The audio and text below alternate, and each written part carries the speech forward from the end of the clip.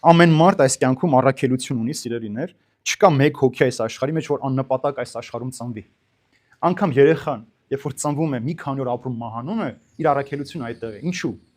Հորը, մորը, տատին, պապին, բոլոր հարազատին ինչ անում, համախմբում է։ Երբ որ մեկը մահամերձ է, տարիներով իրանք հարազատներով չեն շփվում, խռով են, վեճ ունեն, թշնամություն ունեն, այդ մարդու մահով բոլորը համախմբվում են։ Ուրեմն առաքելության մեջ է մեր նպատակը, թե մենք ինչ կոչում ունենք եւ այս կոչումի մեջ ինչքան ենք հավատարիմ մնացել մենք։ Աննպատակ ոչ ոք այս աշխարհ չի գալիս։ Ամեն մեկը իր կոչում ունի այս աշխարհի մեջ եւ Աստծո կողմից իրեն առաջադրված նպատակը կա։ Ինչ անել, ինչպես փոխել այս աշխարհի մեջ որևէ բան։ Եվ տեսեք, հիմա Հիսուս եկավ այս աշխարհ, մենք ասում ենք, չէ, Աստծուն էլ սպանեցին։ Բայց Հիսուսի նպատակը դա էր, պիտի գար խաչվել, իր նպատակը խաչվելն էր։ Պիտի զոհաբերվեր, իր կյանքը այն գինն էր, որով մենք պիտի մաքրվեինք այս աշխարհի մեղքից եւ սատանայի գերությունից։ Երբ որ առաքյաները գնացին քարոզելու, իրենց կյանքերը այդ գինն էր, որ պիտի վճարեին։ Երկինք մտնելու համար մարդը պիտի վճարի, իր կյանքով պիտի վճարի, բայց ոչ թե մահվան խորհրդի մեջ, այլ անձնիկ նեղություն, դժվարություն, փորձություն, հալածանք, մերժում, բանտարկություն, այս ամենը մարդը պիտի անցնի վճարի, որպեսզի ինքը հաղթանակած դուրս գա այս կյանքի մեջ։